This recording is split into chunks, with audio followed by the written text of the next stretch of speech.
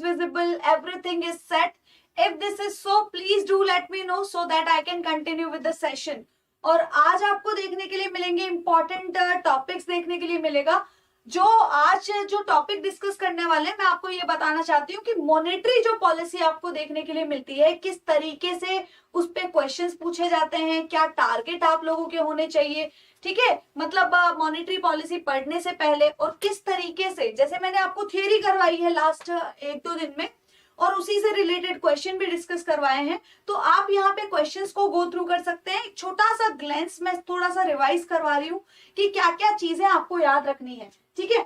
और ये जो इंपॉर्टेंट टॉपिक, ठीक है, पॉइंट टू बी नोटेड, जो याद रखना है आपको, पॉइंट टू बी नोटेड, ठीक है। जब मैं पॉइंट की बात करती हूँ नोट करने की, तो यहाँ पे समझ जाओ कि ये जो मैं टॉपिक करवा रही हूँ ये इंपॉर्टेंट क्यों है। सबसे पहले यहाँ पे नोबेल प्राइज आपको देखने के लिए मिला, ठीक है, नोबेल प्राइज आपको देखने के लिए मिला।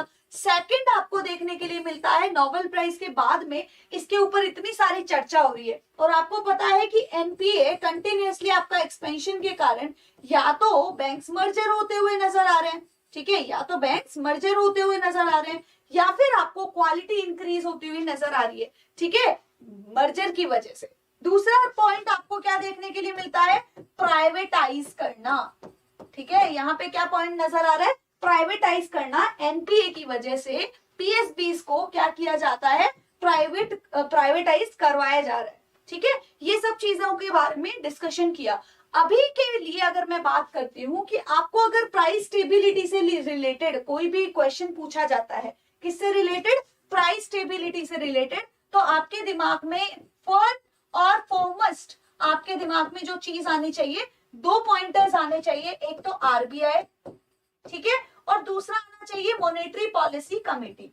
दोनों चीजें आपको देखने के लिए मिलती है, ठीक है। ये 3 पॉइंटर्स आपको दिमाग में रखने हैं और उसके बिहाफ पे मूव करना है। और तीसरी चीज, मतलब फोर्थ अगर मैं बात करूं, थर्ड मैंने आपको प्राइस स्टेबिलिटी के बारे में बता दिया।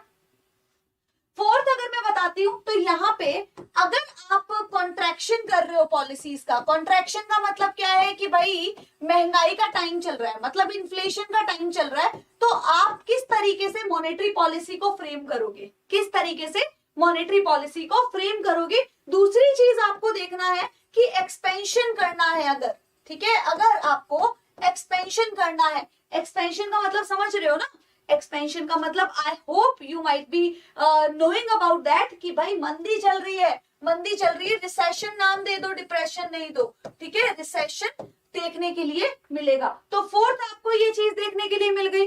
अब देखो यहाँ पे फिफ्थ की अगर मैं बात करूं, यहाँ पे फिफ्थ, यहाँ पे आपको क्या देखना है, इंस्ट्रूमेंट्स की बात करनी है, ठीक है, इंस्ट्रूमेंट्स की बात करनी है कि कौन कौन से इंस्ट्रूमेंट फॉलो किए जाते हैं, ठीक है, कौन कौन से इंस्ट्रूमेंट फॉलो किए जाते हैं, और इसी के बेसिस पे आपको ये सारी चीजें, इकोनॉमिक ग्रोथ किस तरीके से मेंटेन करना है, ये सारी चीजें। अब देखो यहाँ पे मैंने लास्ट स्लाइड में आपको एक चीज बताया है कि भाई प्राइस स्टेबिलिटी की बात करनी है ना, प्राइस स्टेबिलिटी। यहाँ पे मैं सारांश बता रही हूँ सिर्फ मॉनेटरी पॉलिसी को करने से पहले, किन किन बातों का, किन किन टॉपिक्स को आपको इंक्लूड करके चलना है, ठीक है। अब देखो प्राइस स्टेबिलिटी की यहाँ पे बात की।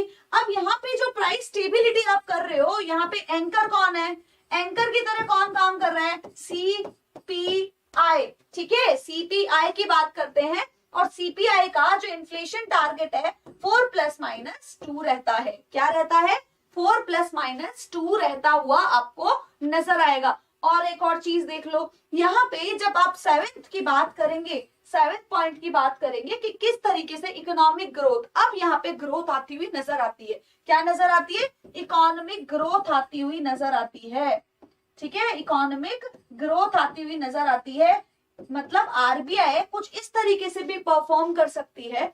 आरबीआई किस तरीके से परफॉर्म कर सकती है, आरबीआई ना पूरे के पूरे एग्रीगेट डिमांड की बात कर रही हूँ, किस तरीके से परफॉर्म करती है। सी का नाम लेंगे तो इन्फ्लेशन कंट्रोल कर रही है, ठीक है, सी का नाम लेंगे तो इन्फ्लेशन को कंट्रोल कर रही है।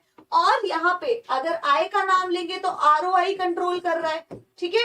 अगर मैं गवर्नमेंट एक्सपेंडिचर की बात करूं तो ये इंपैक्ट करता हुआ नजर आ रहा है, मतलब इन्वेस्टमेंट अगर नहीं होगा तो गवर्नमेंट एक्सपेंडिचर, गवर्नमेंट को इन्वेस्टमेंट करना पड़ेगा। और फोर्थ पॉइंट है एनएक्स, एनएक्स का मतलब समझ रहे हो, नेट एक्सपोर्ट की अगर अपन बात करेंगे तो आपको पता है क्या ध्यान में रखना है, ये ध्यान में रखना है कि भाई साहब आरबीआई के हाथ में एक्सचेंज रेट भी है कि मैनेज कर सके, और एक्सचेंज रेट अगर आरबीआई के हाथ में है तो इंपोर्ट बिल भी कहीं ना कहीं आरबीआई कंट्रोल कर सकती है, क्योंकि रेट्स ये डिसाइड करेगी। और अभी आपको फिलहाल जो सिनेरियो देखने के लिए मिल रहा है, रुपी का जो डाउनफॉल होता हुआ नजर आ रहा है, उस सिनेरियो को मेंटेन करना भी इनका काम रहता है। ठीक है, आई होप ये समझ में आ गया होगा। और इसको करने से पहले मैं आपको यहाँ दिवाली ऑफर्स के बारे में बताना चाहती हूँ। एग्जामपुर हमारी जो फैमिली है, आपको एग्जामपुर परिवार की तरफ से 75% डिस्काउंट देखने के लिए मिल रहा है। उसके लिए आपको कुछ नहीं, सिर्फ दिवाली 75 कोड को फॉलो करना है और 75% डिस्काउंट आपको कोर्सेज पे मतलब ऑफर मिलेगा। अब देखो यहाँ इसके लिए आपको क्या करना पड़ेगा, इस ऑफर के फायदे के लिए आपको क्या करना पड़ेगा कि भाई ये जो फायदा अगर आपको लेना है तो आपको पॉइंट जो है वो ये फोकस करना पड़ेगा कि किस तरीके से आप चीज को मतलब डाउनलोड करेंगे, एग्जामपुर एप्लीकेशन को डाउनलोड करते हुए नजर आएंगे। ठीक है, इसके बाद में अगर अपन बात करते हैं मॉनेटरी पॉलिसी के बारे में, मॉनेटरी पॉलिसी के बारे में अगर मैं बात करती हूँ तो यहाँ पे मैंने आपको बता ही दिया था कि आपकी लिमिट कितनी होनी चाहिए। अगर आपको कोई पूछे, मैं सिर्फ आपको हिंट्स दे रही हूँ क्या क्या चीजें प्रीलिम के लिए और मेंस के लिए आपको तैयारी करनी है। एमपीसी की बात करेंगे तो यहाँ पे बेंचमार्क आपका इंटरेस्ट रेट होना चाहिए। ठीक है, बेंचमार्क क्या होता है, इंटरेस्ट रेट होना चाहिए, चाहे आप किसी भी इंस्ट्रूमेंट को फॉलो करते हो। ठीक है, आपका जो एम रहता है वो रहता है कि रेट ऑफ इंटरेस्ट जो आप बात कर रहे हो, रेट ऑफ इंटरेस्ट है ना, उसको आप फ्लक्चुएट कर पाओ, ये आपका मेन मुद्दा रहता है। अब देखो यहाँ पे what is the monetary policy, monetary policy की बात करेंगे तो regard to use the monetary instrument, और वो इंस्ट्रूमेंट क्या होते हैं इससे रिलेटेड आपको क्वेश्चंस पूछे जाते हैं। ठीक है, और ये मैंने 1-2 दिन पहले आपको क्वेश्चंस सॉरी करवाए भी थे। ठीक है, तो यहाँ पे आपको ध्यान रखना है ऑब्जेक्टिव जो है आपका ग्रोथ का, सबसे पहला एम जो आपको देखने के लिए मिलता है, मतलब फर्स्ट एम जो देखने के लिए मिलता है वो है प्राइस स्टेबिलिटी। क्या देखने के लिए मिलता है, प्राइस स्टेबिलिटी। और ये एम जो अमेंड वगैरह किया जाता है वो आरबीआई एक्ट 1934 के थ्रू होता है, मतलब जो भी चीज आपको बैंक से रिलेटेड गाइड करती हुई नजर आएगी वो इस एक्ट के तहत होगी। और फर्स्ट क्राइटेरिया क्या होता है, प्राइस को स्टेबल करना, उसके लिए रखा गया है आपका टारगेट, और आपको पता होना चाहिए क्या टारगेट रखा गया है। ये आपके सारे के सारे इंस्ट्रूमेंट्स है। ठीक है, ये सारे के सारे इंस्ट्रूमेंट है जो मैंने आपको 1-2 दिन पहले ही करवाए हैं, और इन इंस्ट्रूमेंट्स के बारे में मैंने आपको डिटेल में बताया है। ठीक है, तो इन इंस्ट्रूमेंट्स के बारे में पता होना चाहिए कि जैसे मैंने आपको बताया कि मनी सप्लाई मतलब एक्सपेंशन करना है इकोनॉमी में। ठीक है, एक्सपेंशन करना है तो आपको क्या करना पड़ेगा, मनी सप्लाई बढ़ाना पड़ेगा। एग्जाम्पल बताऊं इसका, मनी सप्लाई बढ़ाना पड़ेगा। मैं सिर्फ एक्सपेंशनरी और कॉन्ट्रैक्शनरी पॉलिसीज के बारे में बता रही हूँ। एक्सपेंशन का मतलब क्या होता है, ठीक है, एक्सपेंशन का मतलब क्या होता है कि एक्सपेंशनरी का मतलब ये होता है कि भाई आपकी इकोनॉमी में चल रही है मंदी। ठीक है, मतलब यहाँ पे रिसेशन का नाम ले सकते हो आप। ठीक है, रिसेशन चल रहा है तो आपको रिसेशन को मतलब हटाने के लिए क्या करना पड़ेगा, नॉर्मल आपको मेंटालिटी बता रही हूँ कि रिसेशन को हटाने के लिए क्या जरूरत पड़ेगी, इन्वेस्टमेंट को राइज करने की जरूरत पड़ेगी। और इन्वेस्टमेंट लोग कब करेंगे, जब उनके हाथ में रेट ऑफ इंटरेस्ट जो है वो कम होगा। मतलब रेट ऑफ इंटरेस्ट उसके लिए क्या हो जाएगा, रेट ऑफ इंटरेस्ट उसके लिए क्या हो जाएगा, कॉस्ट हो जाएगा। किसके लिए, कॉस्ट फॉर इन्वेस्टर्स। क्या हो जाएगा, कॉस्ट फॉर इन्वेस्टर्स। और अगर रेट ऑफ इंटरेस्ट कम हो जाता है तो कहीं ना कहीं एग्रीगेट डिमांड बढ़ जाएगी, क्योंकि आप इन्वेस्टमेंट करोगे। ठीक है, उसका जो मेन मुद्दा है वो क्या है, रेट ऑफ इंटरेस्ट को कम करना। रेट ऑफ इंटरेस्ट तो आपका बेंचमार्क है। ठीक है, लेकिन किसके थ्रू करोगे, आपने सीआरआर अगर कम कर दिया, सीआरआर कम किया मतलब आप 5 की जगह 4% आरबीआई के साथ रख रहे हो। ठीक है, आपने एसएलआर क्या कर दिया, एसएलआर कम कर दिया। पहले 28 रखते थे और अब 24 रख रहे हो लिक्विड फॉर्म में। ठीक है, तो यहाँ पे आरबीआई के साथ रख रहे हो लिक्विड फॉर्म, मतलब यहाँ पे मेटल भी आता है, कैश भी आता है। ठीक है, सिक्योरिटीज भी आती है, ये सारी चीजें देखने के लिए मिलती है। अब देखो यहाँ पे रेपो रेट की बात, जिस रेट पे बैंक जो है मतलब आरबीआई जो लोन देती हुई नजर आती है, अगर रेपो रेट कम है तो आपका इंटरेस्ट रेट क्या हो जाएगा, वो आरओआई की बात करेंगे तो वो भी कम हो जाएगा। अगर रेपो रेट कम है तो मैं एक एग्जांपल दे रही हूँ, ये सारी इंस्ट्रूमेंट किस तरीके से, आपको कुछ इस तरीके से स्टेप्स लेना है, कैश रिजर्व रेशियो कुछ कम कर देना है, ताकि अब देखो एक एग्जांपल बता देती हूँ। जब कैश रिजर्व के बारे में आपको मैंने कल परसों ही बताया था, लेकिन यहाँ पे फिर से देख लो कि जब कैश रिजर्व रेशियो की बात कर रहे हो, 100 रुपए पड़े हैं बैंक के पास, आप पहले 5 रुपए रखते थे, ठीक है, और 95 बैंक के पास बचे। अब आप 4 रुपए अगर रखने लग जाओगे तो बैंक के पास 96 हो गए ना, तो ये 96 अब पहले अवेलेबल कितने थे रुपए, 95, अब कितने अवेलेबल है, 96। तो इस तरीके से आपको देखने के लिए मिल रहा है भाई कि चीजें किस तरीके से रेगुलेट की जा रही है, ठीक है, चीजें किस तरीके से रेगुलेट की जा रही है। यहाँ पे आपने 96 मतलब अब 96 लोगों को आप इन्वेस्टमेंट करवा सकते हैं, पहले कितना करवा रहे थे, 95 को, मतलब यहाँ पे इन्वेस्टमेंट कुछ बड़ा है, यहाँ पे परसेंट की बात हो रही है तो बहुत ज्यादा होता है परसेंट, ठीक है। तो यहाँ पे एक्सपेंशनरी के बारे में पूछा जा सकता है। और यहाँ पे अगर मैं कॉन्ट्रैक्शन की बात करती हूँ, ठीक है, कॉन्ट्रैक्शनरी की बात करती हूँ, तो कॉन्ट्रैक्शनरी में आपको क्या देखने के लिए मिलेगा, कॉन्ट्रैक्शनरी में मतलब क्या देखने के लिए मिलेगा, इन्फ्लेशन हो रहा है इकोनॉमी में, ठीक है, इन्फ्लेशन हो रहा है, तो आपको क्या करना है, इन्वेस्टमेंट को करना है कम। इन्वेस्टमेंट को कम करने का मतलब क्या है, रेट ऑफ इंटरेस्ट जो है वो आपको क्या करनी पड़ेगी, ज्यादा करनी पड़ेगी।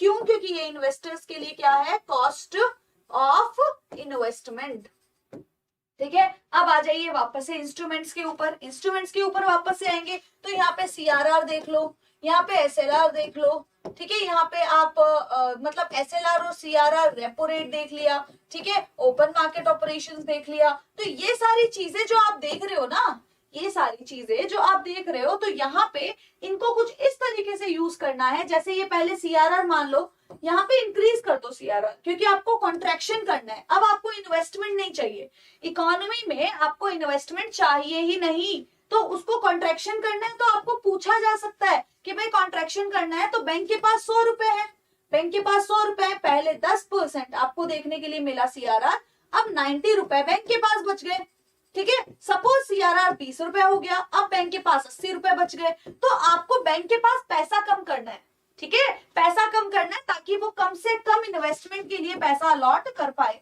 कम से कम इन्वेस्टमेंट के लिए पैसा अलॉट कर पाए। और ये कब होगा, ये कब होगा, जब सीआरआर ज्यादा हो जाएगा, ये कब होगा, जब रेपो रेट ज्यादा हो जाएगी, क्योंकि ये सब है ना बैंक के लिए क्या है, बैंक की कॉस्ट की तरह काम करते हैं, ठीक है, कंसिडर किसकी तरह किया जाता है, बैंक की कॉस्ट की तरह समझ सकते हो आप, ताकि अगर बैंक के लिए कॉस्टली हो जाएगा तो इन्वेस्टमेंट इन्वेस्टर्स के लिए एक्सपेंसिव हो जाएगा। तो ये दोनों चीजें आपको ध्यान में रखनी है, ठीक है। इसके अलावा कोई डाउट है तो आप पूछ सकते हो कि क्या डाउट आपको देखने के लिए मिल रहा है।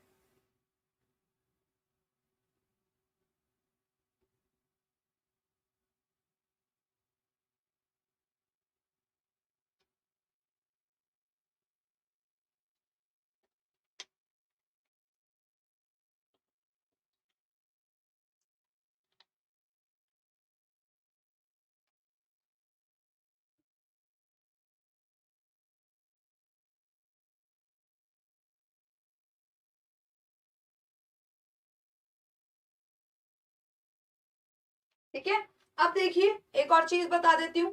पॉइंट ये है कि अब आपका कॉन्ट्रैक्शनरी या फिर एक्सपेंशनरी इस तरीके से अगर पूछ लिया जाता है, अब आपको ये पूछा जाएगा कि कंसिडर द फॉलोइंग स्टेटमेंट, जहां पे आपको स्टेटमेंट दिया जाएगा और वहां पे एक्सपेंशनरी पॉलिसीज को फॉलो अप करना है, ठीक है, एक्सपेंशनरी पॉलिसीज को फॉलो अप करना है, ठीक है, एक्सपेंशनरी पॉलिसीज को फॉलो अप करते हुए नजर आना है। तो यहाँ पे अगर आपको बोल दिया जाए कि भाई सीआरआर जो है वो कम है, सेकंड में बोल दिया जाए एसएलआर जो है वो ज्यादा है, ठीक है, थर्ड जो है बैंक रेट, ठीक है, बैंक रेट जो है वो कम है, ठीक है, और फोर्थ जो है, ठीक है, फोर्थ क्या बोले हैं, क्या बोले यहाँ पे, क्या बोल सकते हैं यहाँ पे, और भी बहुत सारी चीजें आपको देखने के लिए मिलेगी, ओपन मार्केट ऑपरेशंस, ठीक है, ओपन मार्केट ऑपरेशंस के थ्रू भी चीजें हो सकती है, क्या हो सकता है, बाय हो सकता है, या सेल हो सकता है। ठीक है, दोनों में से आपको एक्सपेंशनरी में क्या देखने के लिए मिलता है, परचेज देखने के लिए मिलता है, तो आप इसको कंसिडर कर सकते हो। अब आपको आंसर बताना है ए बी सी डी, क्या क्या चीजें आपको देखने के लिए मिलेगी।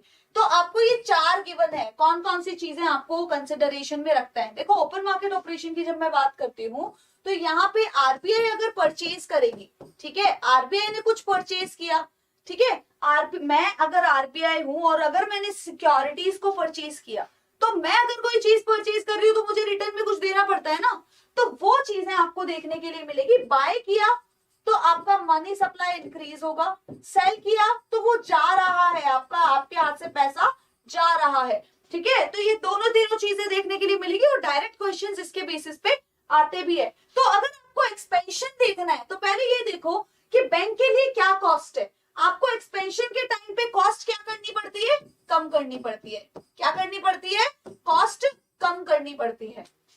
ठीक है, कम कर दी, कम क्या करेंगे, अब सीआरआर को कम करना पड़ेगा, रिजर्व रेशियो रखता है तो वो कम करना पड़ेगा, एसएलआर ज्यादा हो जाएगी तो ये कॉस्टली हो जाएगी, इसको कट कर देते हैं। ठीक है, तो यहाँ पे पूछा जा सकता है 1 3 होगा, ठीक है, 1 3 4 होगा, 1 2 3 होगा, ठीक है, और या फिर आपका इस तरीके से कि ऑल होगा। ठीक है, तो यहाँ पे आपको जिसको इंक्लूड नहीं करना है 1 3 एंड 4, ये आंसर इस तरीके से आपको फिगर आउट करना है कि किस तरीके से चीजों को कंटिन्यूएशन में आप रखने वाले हैं। ठीक है, और इसके अलावा देखिए अगर मैं आपको एक्सप्लेन करूं कि किस तरीके से चीजों को अकोमोडेट करना है,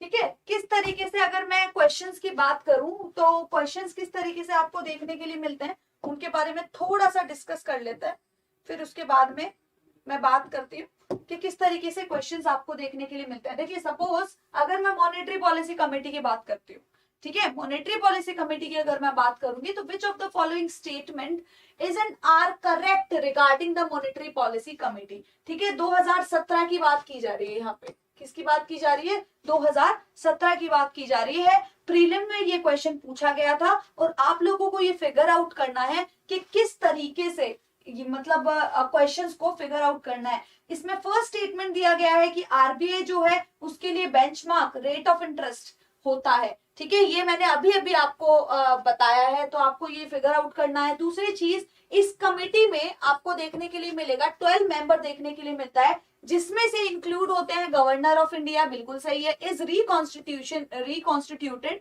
एवरी ईयर। ठीक है भाई, ये भी मान ली बात। अब यहाँ पे जो फंक्शंस है, चेयरमैनशिप जो देखने के लिए मिलती है वो क्या है, फाइनेंस मिनिस्ट्री। क्या यहाँ पे फाइनेंस मिनिस्ट्री आपको आती हुई नजर आती है क्या, तो आपको यहाँ देखना है what would be the correct answer. सबसे पहले तो अगर आपको मेंबर पता है तो you can figure it out कि एमपीसी में कितने मेंबर होते हैं। ठीक है, और यहाँ पे चेयर कौन करता है इस चीज को, वो चीजें आपको पता होनी चाहिए और you should be better aware about this fact. ठीक है, तो आपको यहाँ पे देखना है what would be the correct answer. क्या देखने के लिए मिलेगा एमपीसी में, अगर आपको देखना है कि क्या यहाँ पे 12 मेंबर होते हैं क्या, बिल्कुल नहीं होते यार, यहाँ पे तो 6 मेंबर देखने के लिए मिलेगी। 6 मेंबर बॉडी होती है। हाँ जी, ये बात सही है कि गवर्नर जरूर होते हैं यहाँ पे आरबीआई में और वही आपके चेयर पर्सन देखने के लिए मिलते हैं। ठीक है, तो दोनों स्टेटमेंट क्या हो गए, दोनों स्टेटमेंट क्या हो गए, गलत हो गए। ठीक है, कौन कौन से, सेकंड और थर्ड, तो आंसर क्या हो जाएगा, first would be the correct answer. इस तरीके से आपको स्टेटमेंटल बेस्ड क्वेश्चंस पूछे जाते हैं। ठीक है, स्टेटमेंटल बेस्ड क्वेश्चंस पूछे जाते हैं।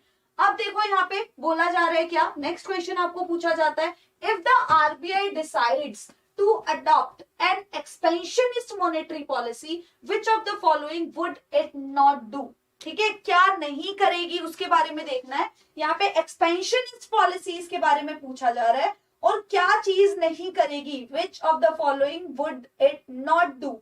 नॉट डू के बारे में क्या करेगी और क्या नहीं करेगी ये बताएगी। ठीक है, क्या नहीं करेगी, ठीक है, उसके बारे में आपको बताना है। अब सबसे पहले एक्सपेंशनिस्ट पॉलिसी के बारे में मैंने बताया था आपको, इसको थोड़ा सा स्टडी कर लेते हैं। अभी अभी मैंने बताया ना कि इस तरीके के क्वेश्चंस पूछे जाते हैं, और ये कब का क्वेश्चन है, 20 का क्वेश्चन है, ज्यादा पुराना भी नहीं है। तो यहाँ पे देखिए, जब मैं एक्सपेंशनिस्ट पॉलिसी की बात करती हूँ तो मुझे कॉस्ट कम करना है। कॉस्ट कम किसका करना है, इन्वेस्टर्स का कॉस्ट कम करना है, इन्वेस्टर्स का कॉस्ट कम करना, और ये करके कौन देंगे, बैंक देगी। अब बैंक तो तब देगी ना जब उनके लिए कॉस्ट कम होगा, तो उनके लिए कॉस्ट कब कम होगा और मनी सप्लाई कब ज्यादा होगा, जब सीआरआर कम है, ठीक है, एसएलआर कम है, चलो मान लिया, ठीक है, और यहाँ पे आपको देखने के लिए मिलेगा बैंक रेट वगैरह कम है, चलो ठीक है, रेपो रेट कम है, ये सारी चीजें कम होनी चाहिए, तो एक्सपेंशनिस्ट है। अब आपको क्या पूछा जा रहा है वो देखो, विच of the following would it not do वाली कंडीशन है, तो नॉट डू कंडीशन है, तो आप फैसिलिटी जो मार्जिनल स्टैंडिंग फैसिलिटी रेट है उसकी मार्जिन को इंक्रीज नहीं करते, और इसके बारे में मैंने बहुत अच्छे से आप लोगों को पहले बताया है, ठीक है, पहले बताया है जब मैंने इंस्ट्रूमेंट पढ़ाया था, ठीक है। तो ये सेकंड आपको देखने के लिए मिलेगा कि भाई इनकरेक्ट पूछा है, नॉट वाला कंडीशन है, तो इस नॉट वाली कंडीशन को किस तरीके से फुलफिल किया जाएगा, ठीक है, नॉट वाली कंडीशन को किस तरीके से फुलफिल किया जाएगा वो आपको देखना है, ठीक है। इसके अलावा किसी को कोई डाउट है तो you can just raise the doubt, ठीक है। और मैं यहाँ पे बताना चाहूंगी कि do not forget to like just download the example app. जैसे मैंने आपको बताया कि हमारी जो टीम है वो पूरी तरीके से बहुत अच्छे से कोर्सेज लॉन्च करती है, और आपको पता है कि दिवाली के ओकेजन पे किसी ना किसी तरीके से ऑफर आपको देखने के लिए मिला है, और वो ऑफर है कि 75% आपको देखने के लिए मिलेगा, और उसके लिए आपको दिवाली 75 कोड को यूज करना है, और 27 अक्टूबर तक ये ऑफर अवेलेबल है, तो do not forget to take the full advantage out of the same, ठीक है। और इसके अलावा अगर मैं बात बताना चाहूँ इस चीज का फायदा उठाने के लिए, मतलब इस चीज का अपॉर्चुनिटी को लेने के लिए आपको क्या करना है कि भाई एग्जाम्पल ऐप को डाउनलोड करना है, और यहाँ पे 6 स्टेप जो देख रहे हैं सभी को पता है कि इंस्टॉल कैसे करते हैं। Everybody might be aware about the fact कि किस तरीके से ऐप को मतलब एक्सप्लोर करते हैं, वो अगर पता होगा तो this is well and good. और इसको एक्सप्लोर करने के लिए ये जरूरी नहीं है कि आपको पेड बैचेस खरीदने ही पड़ेंगे, ठीक है, आप पहले से अच्छे से एक्सप्लोर कर सकते हैं, फ्री में बहुत सारी चीजें अवेलेबल है, you can just make yourself explore. In case if you are finding any difficulty, if you are having any query, तो यहाँ पे स्टेप 6 में जो आप इंफॉर्मेशन रखते हो ना, उसके बेसिस पे हमारी टीम जो है वो हेल्पिंग हैंड प्रोवाइड करती है आपको, ठीक है, हेल्पिंग हैंड प्रोवाइड करती है, और उसी के सहारे आपकी प्रॉब्लम भी सॉल्व हो जाती है। और यहाँ पे देखोगे कि क्या क्या अमेनिटीज आर अवेलेबल, क्या क्या अमेनिटीज आर अवेलेबल वो देख सकते हो आप। यहाँ पे देखिए कि जो जॉब अलर्ट है, जो आपको जॉब अलर्ट देखने के लिए मिलेगी, मतलब नोटिफिकेशन की अगर मैं बात करूं तो यहाँ पे नोटिफिकेशन टाइमली, पीडीएफ्स वगैरह फ्री में, और यहाँ पे कुछ सेशंस भी दिए जाएंगे, पीवाईक्यूज का एनालिसिस किया जाता है ना, और पीवाईक्यूज का एनालिसिस के साथ स्कॉलरशिप टेस्ट। मान लो किसी को बहुत ज्यादा महंगे लग रहे हैं कोर्सेज, तो they can take the best advantage out of the same, ठीक है गाइस। तो यहाँ पे इफ यू आर फाइंडिंग कि भाई चीजें सही है तो you can purchase the batch, और परचेज बैच में क्या आपको मतलब अपॉर्चुनिटी, क्या आपको बेनिफिट होता है कि बहुत सारी चीजें, things are available, materials are available, लेकिन प्रॉब्लम क्या रहती है कि सीक्वेंस में आपको करना है, कि सिस्टमेटिक तरीके से आपको करना है, वो बड़ी बात है, ठीक है। तो वो यहाँ पे आपको स्ट्रक्चर्ड पेड कोर्सेज के थ्रू मिलता है, ठीक है, वो आपको स्ट्रक्चर्ड पेड कोर्सेज के थ्रू मिलता है, तो यहाँ से आप पूरा का पूरा फायदा उठा सकते हैं, ठीक है। और आपको देखने के लिए मिलती है रेगुलर, मेरी क्लास 12 टू लाइक 9-10 चेंज हो चुका है, 9 to 10 आपको इकोनॉमिक्स का स्टैटिक पार्ट, और 10 से 11 मेरा जो है डीएनए का पार्ट आपको देखने के लिए मिलेगा। डेली न्यूज एनालिसिस, क्या देखने के लिए मिलेगा, डेली न्यूज एनालिसिस आपको देखने के लिए मिलता है। क्लियर, ठीक है, डेली न्यूज एनालिसिस देखने के लिए मिलता है। तो दोनों जो आपके ऑप्शंस है इसको फॉलो करना बहुत ज्यादा जरूरी है, क्योंकि स्टैटिक पार्ट से आपको समझ में आएगा कि करंट में क्या हो रहा है, ठीक है, दोनों चीजें एक साथ होना जरूरी है, ताकि प्रीलिम्स और मेंस में आपका किसी भी तरीके से इकोनॉमिक्स से रिलेटेड तो एटलीस्ट कोई भी पोर्शन ना छूट जाए, ठीक है। इसके अलावा if you have any doubt you can just put that in the comment box, और जो कमेंट बॉक्स में आप लिखेंगे I would come up with the next session accordingly, ठीक है, अपकमिंग क्लासेस आपको उस क्वेरी से रिलेटेड देखने के लिए मिल जाएगी। Thank you so much, have a great day to all of you.